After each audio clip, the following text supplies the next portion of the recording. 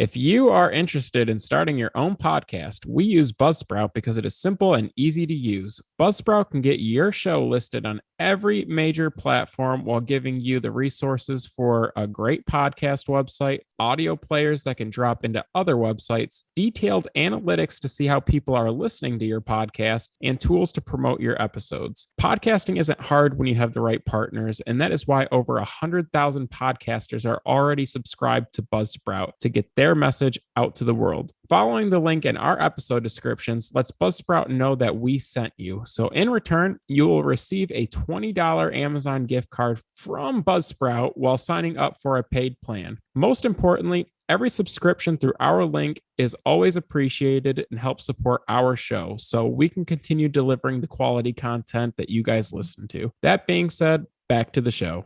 Hello and welcome to Comic Book Junkies. I'm Andrew. This is Joe. And this week we're coming at you with a Peacemaker TV show review. It's streaming now on HBO Max. And, as with any TV or movie review that we do, there will be spoilers. So if you haven't gone ahead and already watched the series like we have, I would suggest holding off on this episode and then revisiting once you finish. But to start off, do you really want to taste it, Joe? Because, I do. Because this show was the bee's knees. How did you feel about it? Overarching, how'd you feel? Loved it. So Peacemaker, 8 episodes, directed by James Gunn. John Cena is the main character playing Peacemaker. Hell yeah. I was definitely looking forward to the show's release because of John Cena's performance as Peacemaker on Suicide Squad. Same. But I did not think I would like it as much as I actually did. And I am now grateful to see him get his own show because this blew Suicide Squad right out the water. I'm a big HBO guy, but I've never been a big James Gunn guy, despite his success with Guardians of the Galaxy and revamping the Suicide Squad. But I feel like there was a lot of attention to detail and he nailed the TV show platform. He also did a good job of seamlessly tying this show to the overarching DC movie universe that has been put out so far. Even though this is way better than that stuff anyway, it felt like they had a lot of creative freedom because it was a TV series, which is why it may have felt so different than everything else DC has put out so far in regards to their live action stuff. So this show was definitely consistent episode to episode. I agree. Every single week I was eagerly awaiting the release. I would get in, we have a little group chat for those of you who don't know, and I'd be like, guess what? Peacemaker's out today. Every Thursday, we didn't realize that already, but I was just like, it's coming on tonight. Are you watching? Because I loved this. And as you heard in our Suicide Squad review, my favorite thing about this was John Cena. So obviously when you focus on John Cena as a whole and he's the star of the show, it was bound to be great. And I know that there's a trend of, wrestlers turning into movie stars, and that doesn't necessarily always turn into the best product. But, John Cena has been doing movies for quite some time, and he's grown into a goofy personality, which obviously, I like anything goofy. And then, I've been a John Cena fan, period, since I was a wee child watching the WWE. So double whammy that he's not only one of my favorite Charlton characters, but he's being brought up as, for DC Comics and just in general that he gets his own show. Who would have thought that 2022 we're getting a Peacemaker show when we barely have a Superman movie with Henry Cavill? So it's cool that they're greenlighting the weird side of comic books and stuff like that. These underrepresented characters can kind of get their due, and cool things can happen. They did take a lot of creative liberties, obviously. The shit they said and some of the plots that they wrote, not a lot of typical TV shows or movies in today's current landscape can kind of get away with the things they got away with, to be honest. But I think that's kind of the charm of it. It almost feels of a different time, like something you would have seen back in the day with kind of the crass humor. Obviously the soundtrack, which I did like thematically, that it kind of had a hard rock genre to go with what was going on in the series. And not only that it was a soundtrack, but that it was actually personal to the character too. And while I'll say that I thought it was executed perfectly overall, I think that not every song choice was perfect. And by that, I mean, this is something I critiqued in the Suicide Squad. There'd be a lot of just regular action scenes, just dialogue, sound effects, and whatever's going on in the scene. And then they'd quickly transition to a montage or, a weird kind of scene with a random song behind it, especially in the Suicide Squad, when King Shark was, tapping the glass with those dumb fish things, and Harley Quinn was all horny with the dictator, and I hated those. And there were moments that were reminiscent of that, like namely when Vigilante and Peacemaker go to shoot shit up in the woods for the first time. The song they were playing kind of took me out of the scene, but I felt what they were going for. So that's something I always kept in mind, is like the song fits what they're going for, but I will say that these are some weird song choices at some points, and it's kind of like, damn, that's kind of cringe, bro. I did like seeing John Cena playing the piano. As much as there were misses, there were some hits too. Yeah, when he's playing Motley Crue on the piano, Yeah, that shit was I like hilarious. that. It was Yeah. like so sentimental too. He literally played that. That was him. There was no double. No, That's so cool. Absolutely was cool. I'd say my favorite thing about this series was the character building and like the friendships between all the characters. I thought were pretty powerful. For Agree. example, I thought the vigilante would be lame, but he was actually like, he offered a lot of comedic relief and was pretty funny throughout the whole entire series, making for like a great supporting character to Peacemaker. But I still really enjoyed the relationship even between Peacemaker and Amanda Waller's daughter, and grew to kind of like the character anyway. There was a scene where she builds the courage to try to save Peacemaker and wears one of his helmets. She ends up finding him, and without any heads up from Peacemaker, he says some word that activates the helmet to shoot across the room and through the belly of a space cow, but she's like attached to the helmet.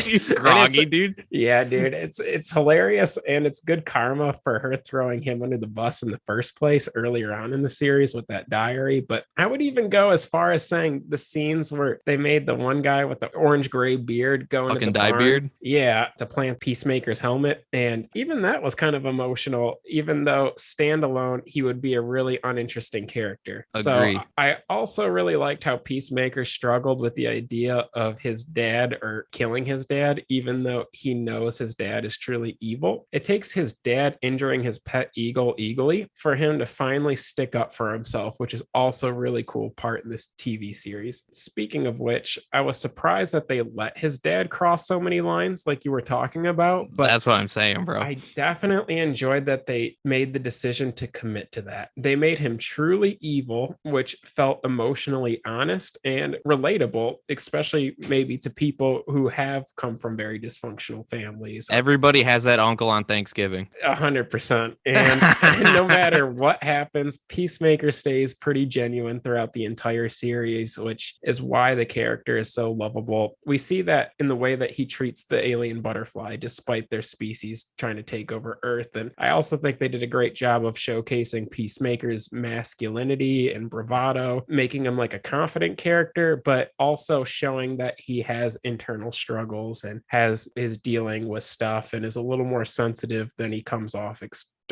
I agree with you. Like, all of that was great, and the character development was key, because when we first started, obviously Peacemaker and Eagly were going to be lit no matter what. You were going to love those characters. I mean, especially when you're like me, you grew up, you listened to like the hair metal hard rock. Bald eagles have always been cool. He's very patriotic, and he drives a muscle car. So obviously I was going to have an attachment to that character. But like you said, the supporting cast, like at a glance, there is zero reason to care about some, Task Force X, like reject office dorks pretty much. Like when you just look at them, basically, you're like, okay, we got Diebeard, we got Harcourt, we got Myrn and all them. It's just like, but these are just like mercenary people. It's like, usually you don't give a shit about like the nameless mercenaries. But as time went on, it's like, even like, I don't know, like you said, Diebeard, Economist, like you even started to care about him a little bit at the end. Like when he was spilling his guts, like you mentioned at the barn, how he just pretty much like self-roasted himself to the butterfly people. That shit was funny. Sad and like funny. Sad and funny, yeah. Kind of like Harcourt. She was like a straight bitch pretty much the whole time to Chris, well, the Peacemaker. And then you see her even start to come around and kind of love the sense of like team that they have. And, everybody was getting in their feelings about everything instead of just being like a hardcore like Suicide Squad pretty much. They all got too attached. And then what I really like about this series, past the character development, is how unpredictable it was. So I find that I'm not your average TV and movie enjoyer, not to the likes of Joe or hell, most people. Seeing or watching a show and not having an idea really of where it was heading week to week was something that really interested me. Because for the most part, superhero stories are very generic. Most people should know this. We all watch Marvel movies and they're all borderline the same story over and over again. Same with the DC stuff. And DC's awful at making movies. But letting James Gunn literally do whatever the hell he wanted with this, which is what they seem to let him do, I mean, obviously, was a great thing. I mean, all of these projects should be like director, producer driven. It should be their vision for the character, because at this point, what does DC have to lose? But, you know, the butterflies, not understanding the nature of those for half the season, that was something that I was interested to actually like sit through and learn. You know, once they figured out what they were, the fact that there was a space cow and that they were taking over people and, you know, all this other stuff. Like, I liked not knowing where it was going necessarily. His dad being a supervillain, you know, at first, it's just like, holy shit. But man, it's got me excited for another season. And especially with how compact this season was, only 8 episodes, it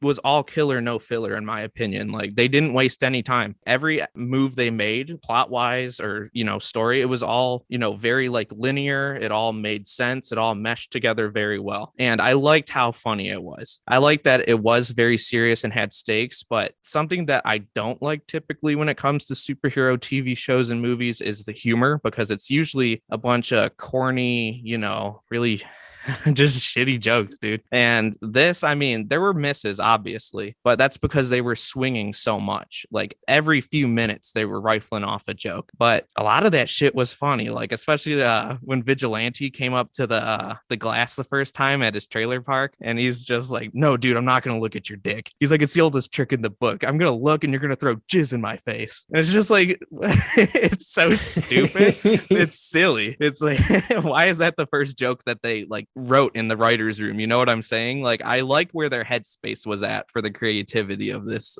show. Like, everything was kind of very unorthodox compared to what I think we've seen before in superhero shows, especially at the big two. So I just absolutely love this show. I could go on forever about everything, especially how cool Eagly was for a CG pet. You have to admit, Eagly's makes you want cooler. your own pet eagle. I mean, I kind of wanted one anyways, but this just like made it real. It's just like, so, I mean, other than like shit, Crypto, who's cooler than Eagly at this point? I feel like his stock is as high as it's going to be. You know what I'm saying? I do. Fuck yeah. Speaking of him, like you mentioned, when his dad fucking decked Eagly out of the air, I mean, it almost made me shed a grown man tear. I was so like upset. I was just like, not my dog, Eagly. I mean, he fucking hugged him, dude. It's like, you can't hurt an animal that special. An eagle that hugs? Yeah. How can you punch that? Dude, he did it twice too. It's unpatriotic of his father, first off.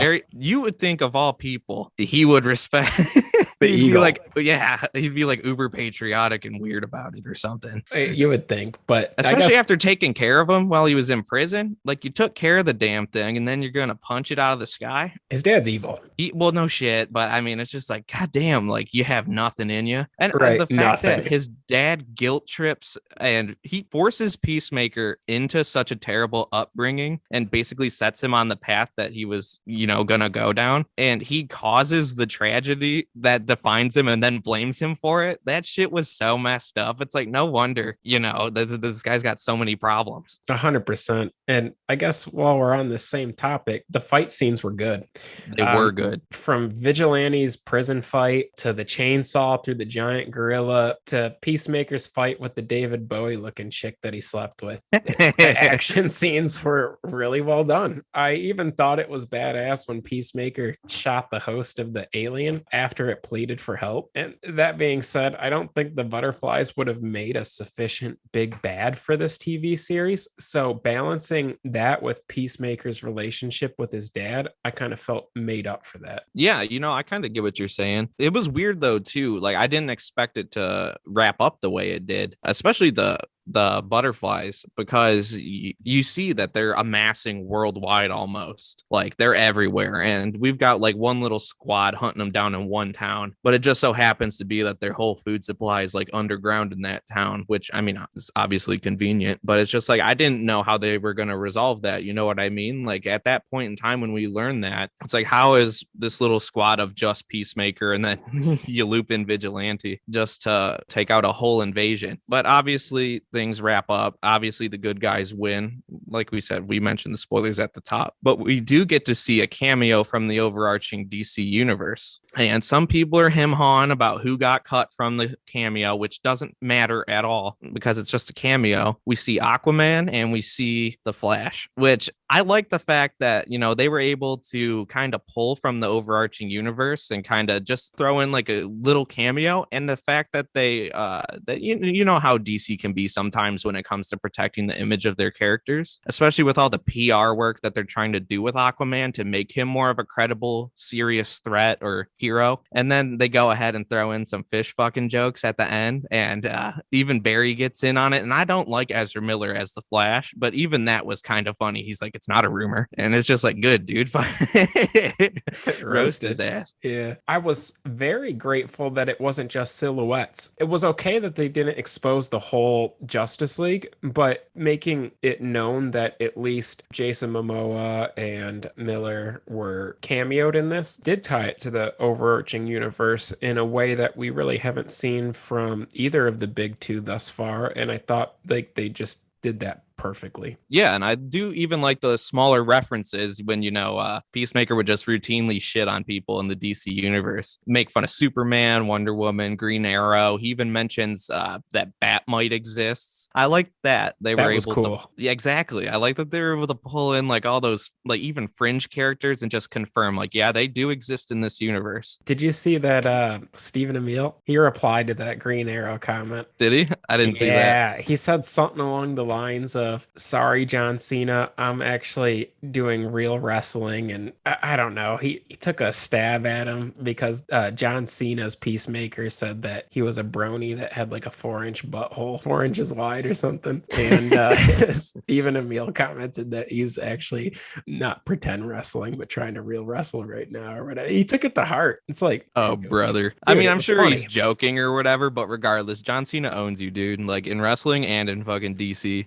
Yeah. Like way cooler in both regards. Agreed. No offense to him, but I like them both, but John Cena's the GOAT. John Cena is the GOAT. And it gives me hope for an unrelated thing here with The Rock as Black Adam. So I know that The Rock is always The Rock in every movie, and that's what we're going to get. But we've seen Dave Bautista, you know, he's Drax, which not a character I'm a fan of. Meh. Well, in the movies at least. But the fact that the wrestlers are all translating to comic book movies is actually kind of perfect because it's the same thing, really. Dudes in costumes fighting and being silly. So no wonder they're naturals at it. This is just off topic now. I'm excited for the Black Adam movie too. But I would like to see somehow Black Adam crossover with John Cena. I want to see the Peacemaker just roast Black Adam. The ending scene kind of made that possible, right? And we may never see that, but it's a possibility. And I'm also surprised with that appearance of the Justice League that they let Peacemaker and Vigilante stay anti-heroes. I know that like they only kill bad guys, but you would think with Batman and Superman having such like a big no killing policy that they would kind of put a stop to it. But John Cena has the balls to call them pussies when they show up, and you know they don't do anything about him killing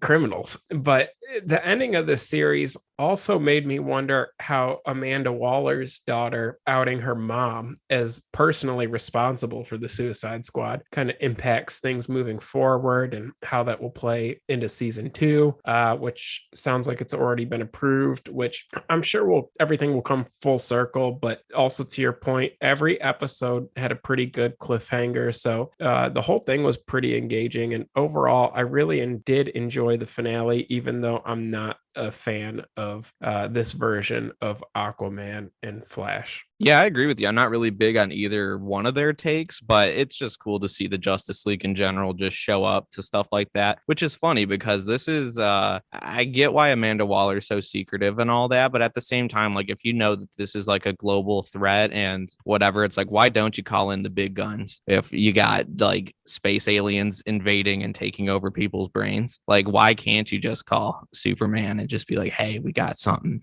beyond our means here? But I don't know. I'm really excited for what season 2 is going to give us. I mean, like, I wonder, is Harcourt even going to be on the squad anymore in the same role, or is she kind of going to transition to being kind of like Oracle in a way? Like, maybe she's going to hang back on the truck more. I mean, I guess Economos is going to stick around. Adebayo is probably done. She's going to go get a job somewhere else with her dog and her wife. And she just outed her mom. So I don't know what the hell she's going to do. She could probably be dead for all we know because her mom is crazy. And yeah, I don't know. I mean, do you keep Vigilante around next? I mean, I'm sure he'll make his way around next season. You have to. Vigilante rules. Like, he's not even characterized like that in the books. He's actually just very serious, like no nonsense. But I like that they made him kind of like their own Deadpool. And I say that I don't like Deadpool, but I like Vigilante because it's, obviously it's Deadpool-esque because that's something they can get away with doing, but it was way better. It was like having like a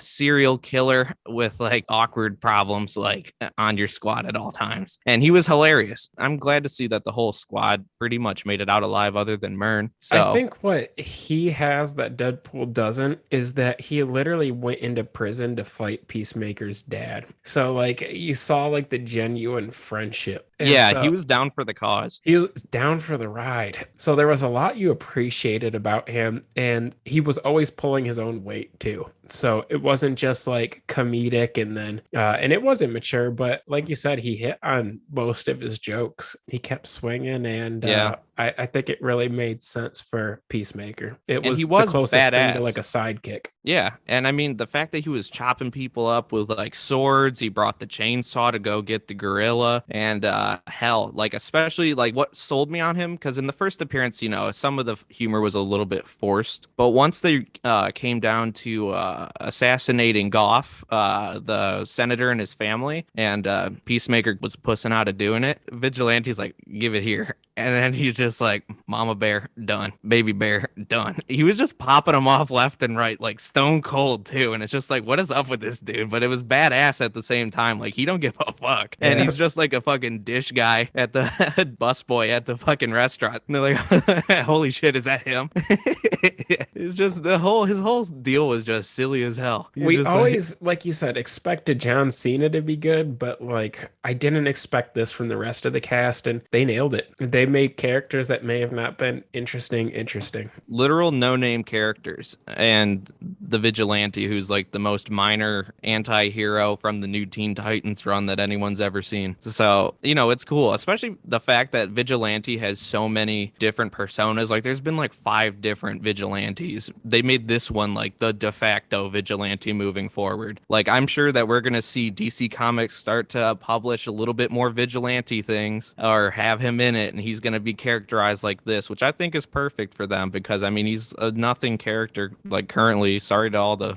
big Vigilante fans prior to this show, but this is what he is now, and I think that it's a good thing because they took bland and they made it silly, and I don't know. What'd you think of the intro? Now, that's the hot debate. So everybody and their brother loves it. They're like, don't skip it. And I like the creativity of it. I think it's silly as hell, and it fits the mood of the show, but I can't sit through that choreography just every time. It's so weird. The intro was funny and it was well executed. It was a bit much. After the first episode and the last episode, like I skipped it, episodes like 2 through 7. So watching it the first time was funny though. I agree. It was over the top, and that's why it was funny. They did try to push humor in a lot of places where I felt like they could have omitted some parts, but that's Gunn's work in general. Overall, I'm pleased and felt like this show will bring a lot of deserved popularity to the character. which is surprising because we haven't seen this type of success with their other properties. I'm a huge Watchmen fan, and for those that don't know, the comedian was based off of Peacemaker. So that's another reason I'm excited that they were able to execute this so well and that it's getting another season. And it also makes me excited the way you're excited about Black Adam as to what other releases DC is going to bring to HBO, like the Green Lantern series that they're currently working on. Like, I'm sure it's going to be a different flavor than this, but they did a pretty good job with the Watchmen show. They did a great job with this. And so I kind of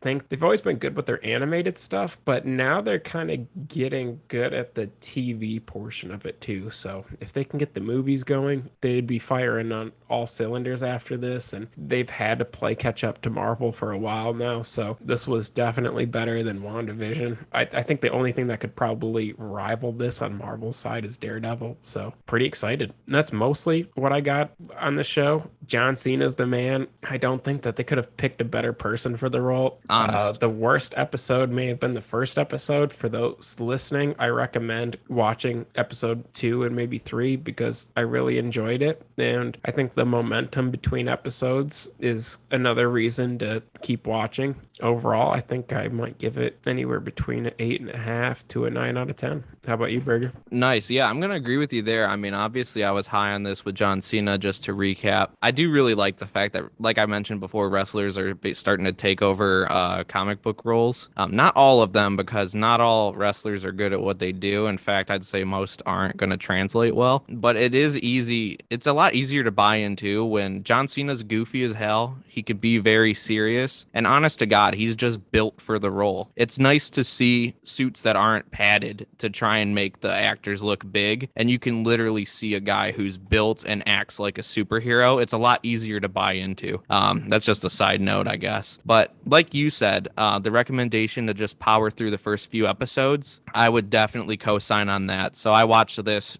with Jazz, fiance, and she wasn't really big on it to start, but I told her let's watch it together. And at first she was just kind of like, eh. And then, once we got a couple episodes in, she bought in too. We look forward to it together. She's a non-superhero fan, and largely. So it's a big cosign there for her as well. I give it a 9 out of 10. I don't want to go higher because I thought about a 9.5 flirting with it, but then I'm starting to think like that's kind of like Sopranos. And then I'm like, this ain't the Sopranos, but this is like, they're their own things. And I'm no expert on TV shows and movies. So I hold it in high regard for something that like is fun to watch. And, if you like comic books at all, I would say, watch this. And this is dumb that I kind of even have to say it, in my opinion. But if you're easily offended, keep that in mind watching this, because they do say some out there shit, as we alluded to. But I mean, it's just the characters being characters. Like, you really feel like these characters feel that way. And I feel like that's how it's supposed to be. They feel authentic to the characters, and it helps push the narrative. So just keep that in mind. They're not saying anything by that. It's just characters. But this was a great show. I'm beyond pumped that they confirmed a season 2 already. I was very worried about that because it's very easy to just have one and done with any of these shows nowadays. But I'm excited to see where they go from here, and I don't know exactly where that's going to be. And that's one of the things that's kept me hooked on this show the whole time, is that I don't know where it's going. So having a whole season of no expectations is going to be fantastic. Yeah, Gunn's best work. You can see that John Cena was very passionate about it too. I think he helped write a lot of the stuff, and you could just see that the whole crew was bought into a certain vision. And so that's Comic Book Junkies review on the Peacemaker. So you told the audience what we were going to do last time. So Berger, hit them with what we're going to do again next week. So in case you didn't hear what we're going to do last time, we are going to watch The Batman, starring Robert Pattinson, directed by Matt Reeves. It's going to be a great film. We figured we'd pop this in. It works perfectly in our timeline. The movie's coming out in the next couple weeks. Yeah, we're beyond geek to review that one for you. There are going to be spoilers in that. We'll let you know again at the top of the next episode, but we're very excited. We hope you guys are too. And hell, you should go out there and go see it as well, because it's going to be a lot more fun if you know what we're talking about. Well, first and foremost, we told you we were going to do the Batman next, so I apologize that that's getting pushed back one more, but just anxious about getting it done in time for you guys and making sure that we deliver a quality episode. But what I was going to say is that it gives me hope, because Batman is something that should be on like the big screen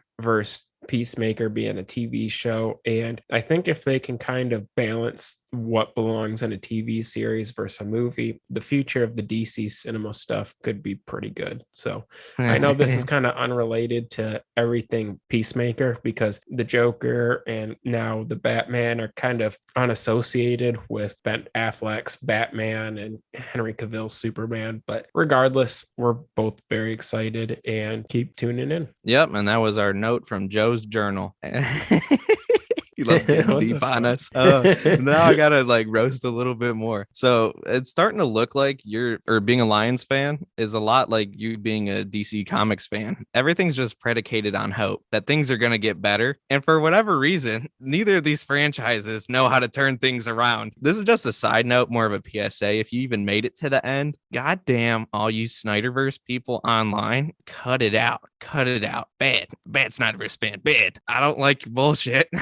And let the movie just die, bro. It's not that good. Snyder was ain't better that good than the original, and that's it. And yeah, well, that is Snyder better than Snyder, I guess. Right. Whatever, dude. Like, fucking stop trying to get director's cut of every shitty movie DC releases. Stop trying to make Snyder direct more movies that are gonna be bad and dark for no reason. Let's just drop the Snyder stuff. If you're a Snyder fan, DM me. I will beef with you in our DMs. I don't care. I want the smoke. Just stop flooding every comic book related article and Twitter space about the Snyderverse. Y'all are insane. That aside, if you're our fan and you like the Snyderverse, take what I said to heart, but still listen. And with that, you know where to find us. We're on socials. All the information is in our podcast description, wherever you're listening to it now. You can catch us on Facebook and listen to our episodes there. And yada, yada, bing, bang. That's another episode for you. So that's right. Batman's next. Comic Book Junkies out.